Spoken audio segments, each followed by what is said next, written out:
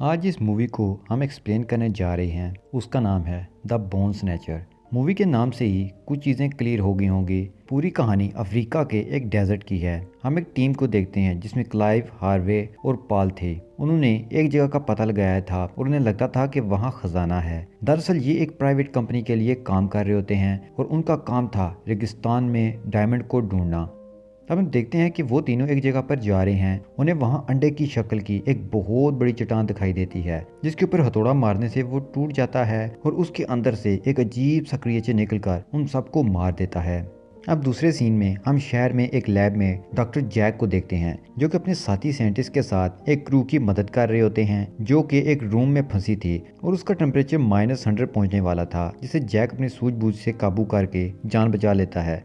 उनका बॉस उनके पास आकर जैक को फील्ड में कुछ ढूंढने का काम देता है।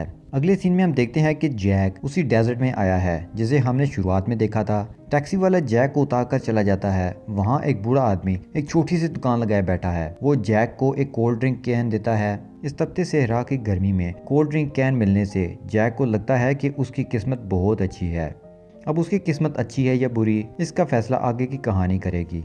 अब उसे वहां रिसीव करने एक क्रूज कमांडर आता है। वो उसे अपनी कंपनी की बेस पर ले जाता है। बेस की रिसेप्शन पर उसे मिकी के साथ जॉन मिलता है। मिकी जैक के पासपोर्ट और सामान की चेकिंग करती है जिसमें उसे जैक की एक मशीन मिलती है जो कि एक तरह का ट्रैकर है जो जमीन के नीचे 2000 फुट तक पानी का पता लगा सकता है। चेकिंग के दौरान कॉल का एक साथी टाइटस भी एक मरे हुए सांप के साथ आता है। अब जैक की एंट्री के लिए मिकी एक डायरी ढूंढती है जिसे जॉन ने अपनी पैंट में रखा होता है। इस बदतमीजी पर जैक जॉन को मारता है और मिकी इस डायरी को लेकर वहां से निकल आती है। थोड़ी देर बाद जैक और माइकी ट्रक में उस टीम को तलाश करने निकलते हैं जो कि डायमंड की तलाश में आए थे। उनके ट्रक के ऊपर बहुत ज्यादा फ्यूल होता है क्योंकि उन्हें 100 किलोमीटर तक भी भटकना पड़ सकता है।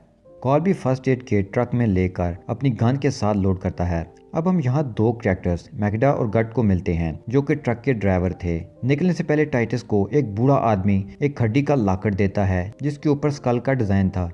अब उनका सफर शुरू होता है। हम देखते हैं कि जैक मिकी में इंटरेस्ट ले रहा है। रेगिस्तान में भटकने के बाद दूर एक ट्रक मिकी को दिखाई देता है। उस ट्रक के पास जब जाते हैं तो देखते हैं कि दो इंसानों के ढांचे पड़े हैं। उनमें से एक ढांचे के पास चाकू भी है। ये देखकर कॉल समझ जाता है कि बॉडी पॉल की है। सबको डाउट हो रहा है कि उनकी मौत 6-7 घंटे पहले हुई होगी, लेकिन उनकी बॉडी डिकम्पोज होकर कैसे ढांचे में बदल गई। मिकी पुलिस को इन्वेस्टिगेशन के लिए बुलाती है। कॉल का शक तीसरे बंदे पर होता है क्योंकि वहां सिर्फ 2 ढांचे थे जबकि वो 3 लोग थे। उसे लगता है कि उसने इन दोनों को मारा है। इसी दौरान टाइटस उन्हें आवाज देकर अपने पास बुला रहा है जहां उन्हें पैरों के निशान मिलते हैं। वो पैरों के निशान के पीछे चल रहे हैं। मैगडा ट्रक में ही थी। अब थोड़ी दूर आने के बाद उन्हें समझ आ रहा है कि स्टार्ट में उन्हें 2 पैरों के निशान मिले थे और अब 4 पैरों के निशान मिल रहे हैं। तभी जैक की मशीन बीप करने लगती है और सब उसी डायरेक्शन में आगे बढ़ते हैं। तो वो सब एक शमशान जैसी जगह पर आते हैं जिसे देखकर लगता है कि यहाँ काला जादू वगैरह होता है। टाइटस जैक को वहाँ की चीज़ों को हाथ लगाने से मना करता है। टाइटस के पास जैसा लाकड़ था वैसा ही वहाँ की हड्डियों पर भी बना था। अब ट्रक में बैठकर वो वापस बेस की तरफ निकल पड़ते हैं और एक फॉरेन टीम को यहाँ भेजने का सोचते हैं। तो उन्हें रास्ते में एक ढांचा नजर आता है, यानी उस तीसरे बंदे का ढांचा जिस पर कॉल को शक था। कॉल बहुत ज्यादा गुस्सा हो रहा था क्योंकि उसके साथियों को किसी ने मार दिया। कॉल उन्हें इस किलर की खोज में जाने का बोलता है, लेकिन मैगडा उन्हें मना करती है क्योंकि रात होने वाली थी, इसलिए वो सब रात वहीं गुजारते हैं। रात में जैक को अपने साथ होने वाले सारे इंसिडेंट याद आ रहे हैं कि कैसे ना चाहते हुए भी वो यहाँ पर आ गया। पर एक चीज उसके साथ अच्छी हुई कि वो मिकी से मिला। अब वो स्केटिंग करने लगता है जिसे मिकी काफ़ी देर से देख रही थी। वो मशीन को जैक के पास लेकर आती है क्योंकि वो काफ़ी देर से अलर्ट कर रही है, जिसका मतलब था कि वो क्रिएचर इनके आसपास ही है। लेकिन जैक और मिकी एक दूसरे के साथ फ्लर्ट करने में बिजी हो जाते हैं। थोड़ी देर बाद वो एक दूसरे के बारे में कुछ बातें जान लेते हैं तो मिकी ट्रक में सोने चली जाती है, लेकिन जैक वहीं पर रेत पर लेटा रहता है। तभी उसकी मशीन जोर से बीप करना शुरू हो जाती है। जब वो अपने आगे पीछे देखता है तो उसे कुछ भी नजर नहीं आता। थोड़ी ही देर में वो क्रिएचर उसके सामने आ जाती है, जिसे देखकर जैक चलाते हुए ट्रक के पास जाता है और कॉल को उठाता है। कॉल जब टॉर्च ऑन करके बाहर नजर दौड़ाता है तो उसे कुछ भी नजर नहीं आता। वो जैक को समझाता है कि तुम अफ्रीका में हो, कोई जानवर देखा होगा। तो तभी मिकी उन्हें आकर बताती है कि उनके साथियों के ढांचे गायब हैं। कॉल को लग रहा है कि उसके पीछे जैक का हाथ है। फिर जैक उस पर गुस्सा होकर कहता है कि तुम्हें भी पता है यहाँ कुछ सुपर नेचुरल हो रहा है, मैं उन हड्डियों का क्या करूँगा। तो टाइटस उन्हें एक जीव के बारे में बताता है कि उनकी एक रानी है जो इस प्रजाति की पहली और आखिरी जीव है, जो कि डायनासोर्स के पहले से ही हैं, जो कि दूसरे जीवों पर मुनहसर है और अपने शिकार की सिर्फ हड्डियों को ही छोड़ती है। टाइटस की ये बातें कार्ल को जहर लगती हैं। थोड़ी देर के बाद वापस मशीन से बीप करने की आवाज़ें आ रही हैं। कार्ल मैगडा को ट्रक की उसी सिमत में ले जाने का बोलता है, लेकिन मैगडा उससे सुबह होने का इंतजार करने को कहती है। सुबह होते ही वो सारे उसी किलर के पैरों के निशानात का पीछा करते हुए आगे बढ़ते हैं। एक जगह पर उतरकर वो सारे आगे पीछे उस क्रिएचर को ढूंढने में मसरूफ हो जाते हैं। तो क्रिएचर उन्हें एक जगह मिल जाता है। कार्ल उसे स्नाइपर से शूट करने वाला है, लेकिन जब उसे गोली लगती है तो वो कागज की राख की तरह बिखर जाता है। जब सब वहां जाकर देखते हैं तो उन्हें कुछ भी नहीं मिलता। कार्ल भी शॉक था। उन्हें वहां अपने साथियों के गायब ढांचे मिले हैं। वो इन हड्डियों को ट्रक में रख देते हैं। टाइटस जैक को बता रहा है कि उसके साथ ऐसा इंसिडेंट उसकी जवानी में हुआ था, जब उसने अपने दोस्त की सिर्फ हड्डियों को देखा था। अब सब वहां से निकलने का फैसला करते हैं। जैसे ही ट्रक स्टार्ट करते हैं तो ट्रक में शॉर्ट सर्किट होने की वजह से आग लग जाती है। मैगडा आग को कंट्रोल कर लेती है। घट उन्हें बताता है कि उन्हें इस ट्रक को बनाने में महीनों लग जाएंगे। अब वो सब रास्ता तो भटक ही गए थे। मिकी की रेडियो ऑन करने पर उन्हें सिग्नल नहीं मिलता। वो सब वहीं रुकने का फैसला कर लेते हैं। उनके पास से एक छोटा प्लेन गुजरता है, लेकिन उसका ध्यान उन पर नहीं होता। मैगडा जैक को समझाती है कि उनके पास 2 दिन का खाने पीने का सामान है, इसलिए पैनिक ना करें। उन्हें वहां पर रहते हुए काफी दिन हो गए हैं और ऐसा लग रहा है जैसे उन्हें अपनी बस्ती बसाई हो।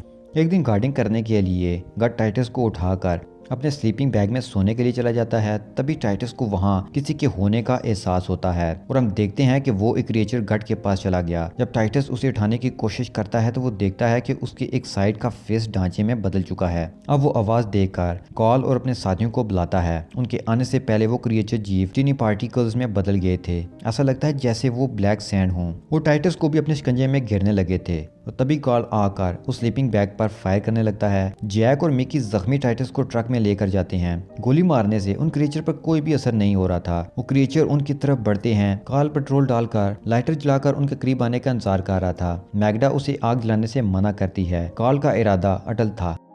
जैक उन्हें बताता है कि वो क्रिएचर वापस जा रहा है पेट्रोल की वजह से। तब कार्ल सुकून में आ जाता है। अब सब टाइटस को देखते हैं। जैक ट्रक के चारों तरफ पेट्रोल डालकर सबको सेव कर लेता है। जैक देखता है कि इस क्रिएचर ने गट के ढांचे में समाकर एक खौफनाक रूप धार लिया है। उसे देखकर कार्ल उस पर हमला करता है तो वो क्रिएचर वहां से भाग जाता है। वहां कार्ल और जैक में लड़ाई हो जाती है क्योंकि जैक कार्ल को गोली मारने से रोक रहा है। इतने में मिकी समझाती है कि हमें आपस में नहीं लड़ना। मिकी प्लान बनाती है कि पैदल बेस में जाकर मदद लाएंगे। मैगडा टाइटस के साथ ही रहेगी। कार्ल, जैक और मिकी पैदल ही सिरा में आगे बढ़ रहे थे कि उन्हें अपनी तरफ एक रेतला तूफान आता हुआ नजर आता है, जिसमें वो सब फंस जाते हैं। तूफान जाने के बाद वो सारे उठकर अपने सामान को देखते हैं, जिसमें जैक की मशीन टूट गई थी। उन्होंने अपने साथ पेट्रोल का एक बॉक्स भी लिया था, जिसका आधे से ज्यादा पेट्रोल तूफान में गिर गया था। चलते चलते रात हो जाती है और वो एक जगह रुकने का फैसला करते हैं। वो अपने चारों तरफ पेट्रोल का घेरा डाल देते हैं। वो तीनों एक दूसरे का हाथ पकड़कर बैठे हुए हैं कि वहां क्रिएचर आ जाता है। उसने अपने फेस की जगह मैगडा का फेस लगाया हुआ है। वो उनके पास नहीं आता तो वो वहां से चला जाता है। सुबह उन्हें रेडियो पर किसी की आवाज सुनाई देती है। इधर उधर देखते हैं पर उन्हें वही ट्रक नजर आता है जिसे शुरुआत में उनके दोस्त लेकर